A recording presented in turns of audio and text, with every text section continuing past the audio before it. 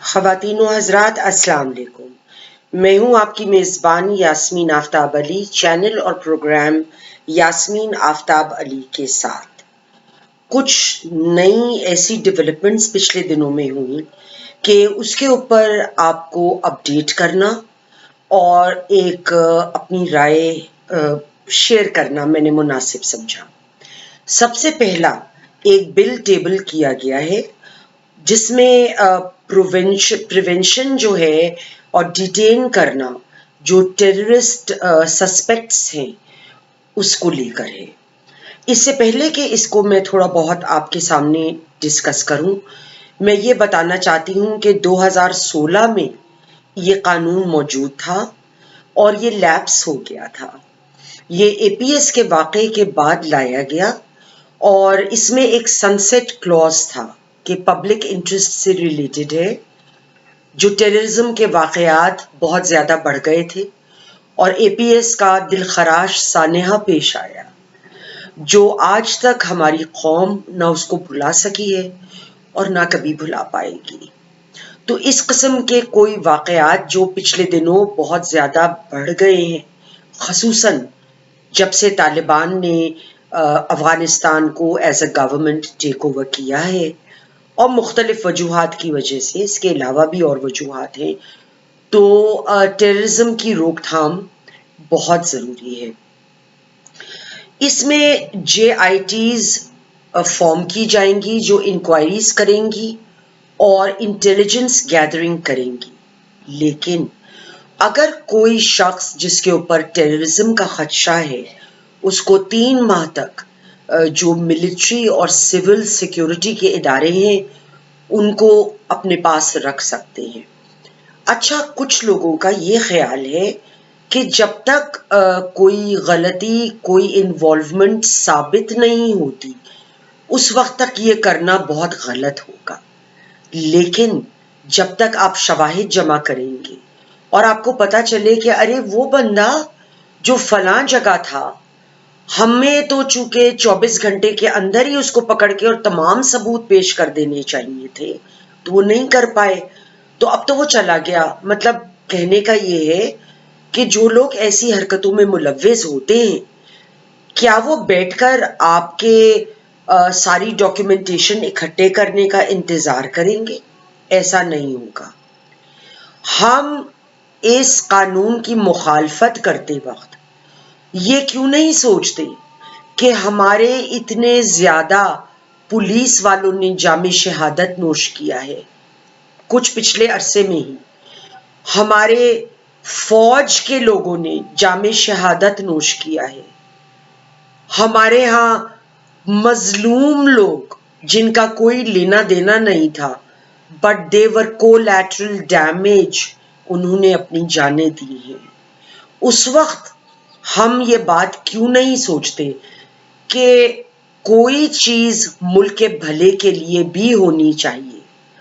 Terrorism بہت زیادہ پاکستان میں پھیل رہا ہے، اس میں تو کوئی شک نہیں، اور اس بات کے ساتھ یہ قانون بے حد ضروری ہے۔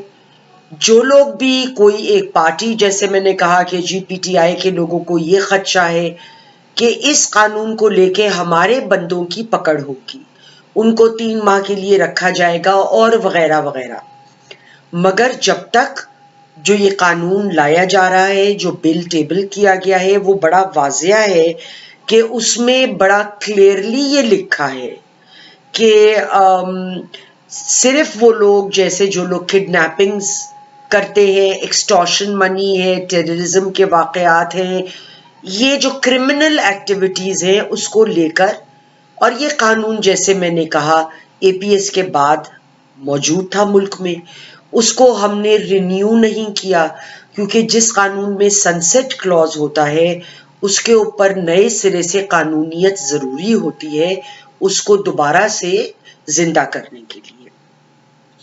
اس کے بعد ہم آتے ہیں ایک آرڈیننس پر جس کے تحت ٹاپ جج کو، یعنی چیف جسٹس آف پاکستان کے اختیارات میں کو بڑھایا گیا ہے، یہ سینٹ میں پیش کر دیا گیا ہے۔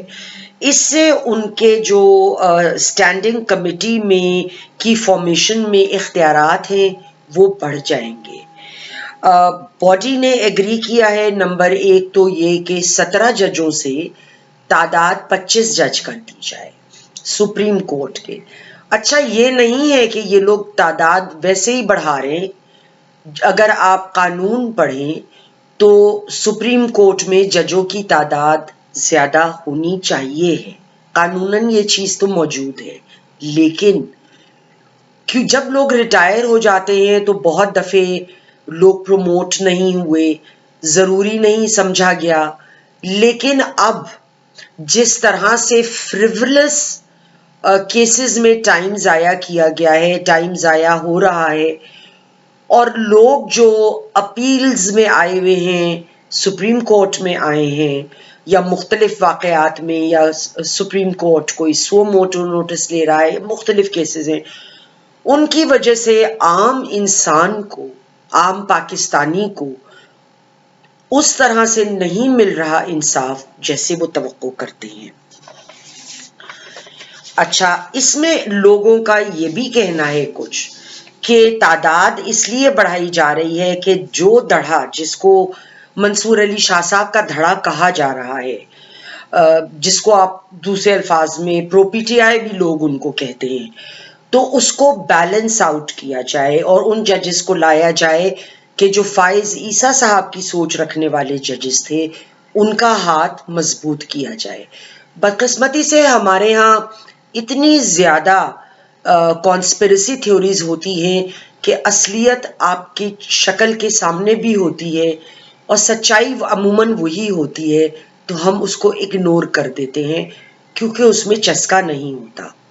اس کے علاوہ جو ایک بے حد ضروری چینج میری نزدیک ہے وہ ہے آرٹیکل 184 کی شق نمبر 3، جس میں یہ کہا گیا ہے کہ ہر شخص جو ہے کوئی بھی کیس اٹھا کے لے آتا ہے کہ جی یہ پبلک آرڈر کے انٹرسٹ میں ہے اور fundamental rights X Y Z کے وائلیٹ ہوئے، تو اس میں اب یہ شق بدلاؤ لایا جائے گا کہ پہلے تو آپ پروف کریں کہ پبلک آرڈر میں کیسے ہے، نمبر 2 فنڈامنٹل رائٹس وائلیٹ ہو گئے، یہاں تو سب کے پتہ نہیں اپنی جب کوئی ویسٹڈ انٹرسٹ آتا ہے تو فنڈامنٹل رائٹس میں پرابلم آتا ہے، جب ویسٹڈ انٹرسٹ نہیں ہوتا تو دوسرے جائیں بھاڑ میں، کسی کا فنڈامنٹل رائٹ جو ہے وہ خراب نہیں ہو رہا ہوتا۔ لہذا پبلک انٹرسٹ کو کوانٹیفائی کرنا ہوگا، اور ہیومن رائٹ ایشوز کا اگر ہم بیساکھی لیتے ہیں تو اس کو پہلے ثابت کرنا ہوگا۔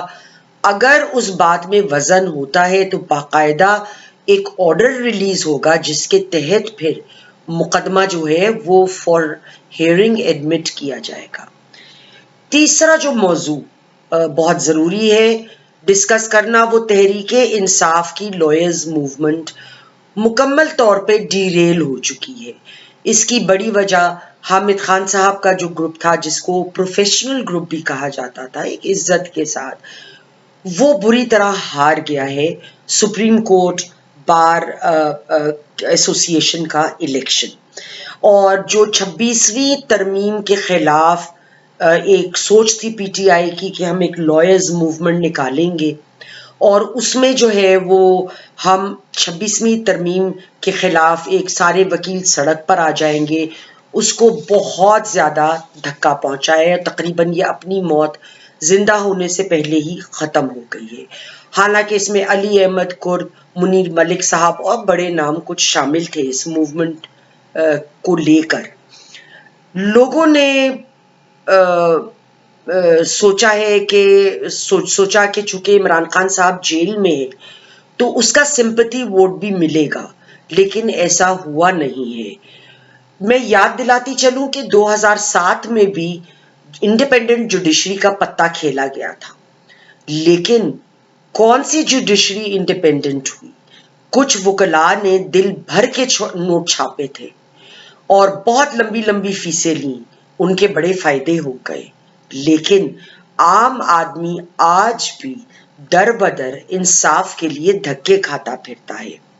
تیسری چیز، جس طریقے سے پی ٹی آئی کا جو सोशल मीडिया का एक अनरूली मॉब है, हर एक को गाली गलौज, हर एक के खिलाफ बात करना, हर एक के खिलाफ नाजायज और नाजेबा अल्फाज में गुफ्तगू करना, that I think has started to backfire. वो लोग अब उलझना शुरू हो गए हैं इस किस्म के नरेटिव के साथ। इसके अलावा जो एक फैसले आते रहे साकिब निसार साहब के ज़माने में, साकिब निसार साहब ने तो खैर डैम्स के लिए फंड भी शुरू कर दिया। अब वो पैसे किधर गए? क्या सुप्रीम कोर्ट का हक है कि वो पैसे रखे जब मुल्क इतने मसाइल में है? वो पैसे इस मुल्क को है, उनको चाहिए वो पैसे किसी मद में इस मुल्क के हवाले करें जो कर्ज की चक्कियों में पिस रहा है। या तो अगर सुप्रीम कोर्ट ने एग्जीक्यूटिव की जगह ले ली है, अब डैम भी वही बनाएगा, तो मैं इस पे तो कोई तबसरा करने की पोजीशन में नहीं हूँ। इसके अलावा बंदयाल साहब के ज़माने में जिस किस्म की जजमेंट्स आई, जो एक पार्टी को बहुत ज़्यादा फेवर किया गया, और मंसूर अली शाह साहब के अंडर जो जजमेंट आई रिजर्व्ड सीट्स को लेकर, जो बेइंतहा तफसील से जिस पे मैंने भी प्रोग्राम किया और पूरी दुनिया ने किया है, तो लेकिन उसमें कानूनी बहुत सारे लवाजमात को बिल्कुल इग्नोर करके एक इमोशनल बेसिस के ऊपर जब फैसले आएंगे तो जाहिर सी बात है, आई मीन वो कहते हैं ना, you can fool a few people sometimes, you can't fool every person all the time। ये डिफिकल्ट होता है, लोग अपनी भी अकल रखते हैं, सोचते हैं, सवाल भी करते हैं। अब वो लोग सवाल करते हैं मुझसे जो पहले बिल्कुल ब्लाइंड आई होते थे कि नहीं इमरान साहब, खान साहब सही कर रहे हैं, ये बात यूं है। मगर अब वो भी कुछ लोग मेरे सर्कल में ही, जाहिर है हम अपने सर्कल्स का हमें ज्यादा पता होता है, तो लोग पीपल हैव स्टार्टेड क्वेश्चनिंग। और आखिरी पॉइंट जिस पे मैं जरूर गुफ्तगू करना चाहूंगी कि एक अमरीकी वफ्द अडियाला जेल पहुंचा, और जो इनका सोशल मीडिया है पीटीआई का, जिस तरह वो वाइल्ड हो जाते हैं कि जी वो तो इमरान खान के लिए मदद आ गई, और देखो देखो आ गए उनके दोस्त। कौन से दोस्त? वो लोग जिनको आपने मुलव्विस किया साइफर कॉन्स्पिरेसी में, जिनका आपने लेटर, पता नहीं क्या वो कपड़ों की रसीद थी या क्या था, जो घुमा घुमा के दिखाया टीवी के स्क्रीन पर कि America is involved into bringing houses government. Please excuse me, nobody is your friend. There are no friendships in the international world. Interest होते हैं मुल्कों की, और आप बने बनाए ताल्लुकात बिगाड़ कर तवक्को रखें कि वो आएंगे आपकी मदद को। वो क्यों आएंगे? यूके में तो जमाइमा 20 वोटों से ज्यादा, 20 लोगों से ज्यादा लोगों से इमरान खान के हक में साइन नहीं करा पाई, जहां पे हाउस ऑफ कॉमन्स में 680 सीटें और हाउस ऑफ लॉर्ड्स में 800 से जायद सीटें हैं। तो अमेरिकन क्यों आएंगे? अब आए क्यों थे वो, ये मैं भी आपको बताती चलूं। 3 मुल्जिमान हैं जिनकी या तो ड्वेल नेशनैलिटी है या वो अमेरिकन नेशनल्स हैं। और आपको पता है जब एक मुल्क का कोई बंदा या बंदी कहीं पे अरेस्ट होते हैं तो उनको काउंसलर सर्विसेज प्रोवाइड की जाती हैं। तो जिन 3 लोगों से उस वक्त ने मुलाकात की, उसमें एक आबिद मलिक साहब थे, एक सिद्दीका सईद साहिबा थी, और एक Alex Play-Doh. So they all are American citizens, maybe they are dual nationals, I don't know, मगर इन तीनों के नाम मुझे बताए गए। देखिए मसला यहाँ पर यह है कि हम लोगों को अपने वेस्टेड इंटरेस्ट से हटकर मुल्क के लिए सोचना है। हम में से हर एक को और हर पार्टी को। हम ऐसा क्यों नहीं कर पा रहे? हम मेंढक की तरह अपने अपने पॉन्ड्स में कीचड़ वाले क्यों दफन हो गए हैं? मेरी आपसे बहुत गुजारिश है, इस मुल्क के लिए सोचना शुरू करें। जब मैं, आप और हर शख्स सबसे पहले सिर्फ पाकिस्तान के लिए सोचेगा, यकीन कीजिए हमारे आधे मसले तो इधर ही हल हो जाएंगे। इंशाल्लाह अगले प्रोग्राम में फिर मिलूंगी। जब तक के लिए खुदा हाफिज।